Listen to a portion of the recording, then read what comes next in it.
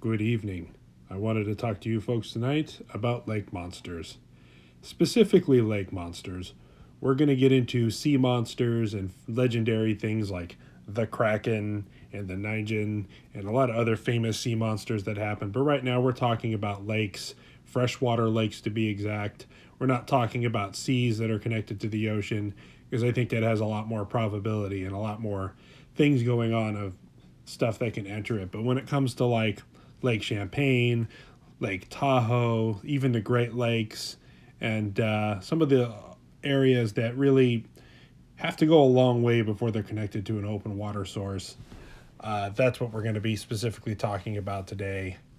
So, for me personally, being into cryptozoological, most people go, oh, Bigfoot, the Loch Ness Monster, the Yeti. They kind of all lump it into a category.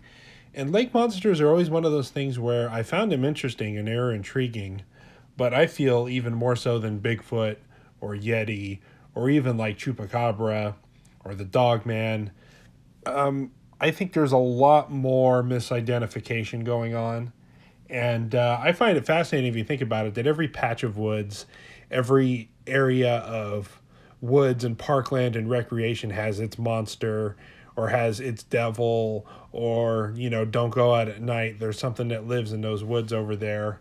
Um, Lakes seem to be kind of the same thing. If they're of any kind of a decent size, there's reports of a monster or they saw something or a large shadow moved along or they saw humps in the water or when they were fishing, something passed under the boat. Mysterious things that I'm not going to discount people, that I do believe people, because that's what this channel is all about. We believe people and we look at the evidence and we make our own decisions. But lake monsters are one of those ones that I think the evidence is actually fairly thin on. There's a lot of identification. The thing that always gets me is that there's a lot of tourists report these. People live in their woods their whole life and see Bigfoot, and they know it's a Bigfoot, not anything else. People who generally might be more city dwelling people, generally who aren't familiar with the outdoors, they go to a lake, they see a log floating by, they see a sturgeon or a carp or a catfish or a boat that's capsized or whatever, and they see it from a distance, they see it from an angle, and they go, "What is that?" Or a school of fish in a weird light, and and then you also have people who flat out hoax, like some of the famous Loch Ness monster photos, like the ones you see here. Now, I will say I do think something's going on in Loch Ness. I do think there's something there. It's a huge, huge area that connects to other lochs and eventually connects to the ocean. So who knows? And I do think in a very small percentage of these cases that people are actually seeing something unexplained. A lot of people describe them like a plesiosaur, like um, they have the long neck and then they have, you know, a mouth with teeth and they have flippers and a tail. So I think in some cases people are really seeing something, whether it's a genetic hybrid, somebody dumped there, some kind of genetic experiment, some kind of a natural freak of nature, or somebody, stalking a lake and something else got introduced. I think that's a lot what's going on. Or in some cases, kind of like some things in the paranormal world, there's something there and we just can't explain it. But I will say the vast majority of what people say when they see lake monsters, I think, are plausible explanations. Like here, you see the very rare. You got to remember, this is a worldwide phenomenon. Every lake across the world of any size seems to have its monsters reporting. That's a giant freshwater stingray. I get chills looking at this picture when you see how big that thing is. And if I saw a shadow move under my boat, I would think it was a monster too. In fact, I don't know how I would describe that, a giant stingray, but to me, it's a monster. I mean, that thing is huge. And the one thing for me, living in North America, living in the USA, and then living in California, is it seems like a lot. There's a lot of these in North America, the United States, and Canada especially. Because Canada, especially around the border and the Great Lakes region, there's a lot of lakes up there, a lot of reports. But there's been so much fishing over the years and reintroduction and people putting boats in and out and people introducing species that, lake trout do get quite huge. And in a lot of native populations of lakes, lake trout aren't normally seen there and they're actually predatory and can eat other fish that are naturally there. So if you saw something 3 or 4 feet long, you might think it's a monster. Then when you get into catfish, especially down south, the catfish can get huge. And in the Amazon and South America and a lot of those other places, those catfish get ginormous. They're like the size of a Buick. I mean, they're huge.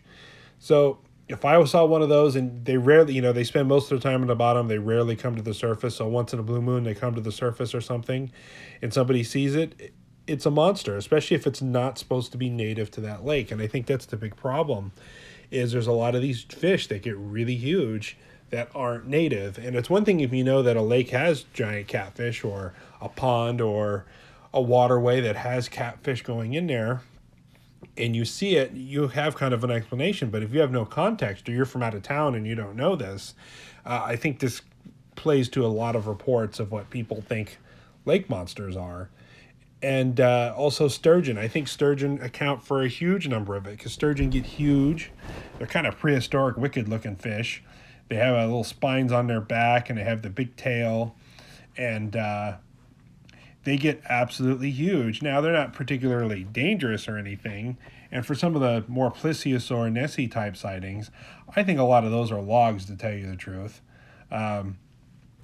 I haven't seen a lot of convincing photographic evidence. I've heard some tall tales and stories, but it just, to me, knowing that sturgeon, giant carp, all that other kind of stuff is out there, it really just boils down for me that I think the vast majority of lake monsters are misidentifications, and I think a small portion are actual hoax, where people go out and set things out there and use forced perspective, get close to a camera or far away, or because if you're zoomed in on the water, you don't know if you're looking at, a mile of lake or 10 feet of lake. You don't know. It just all looks like water.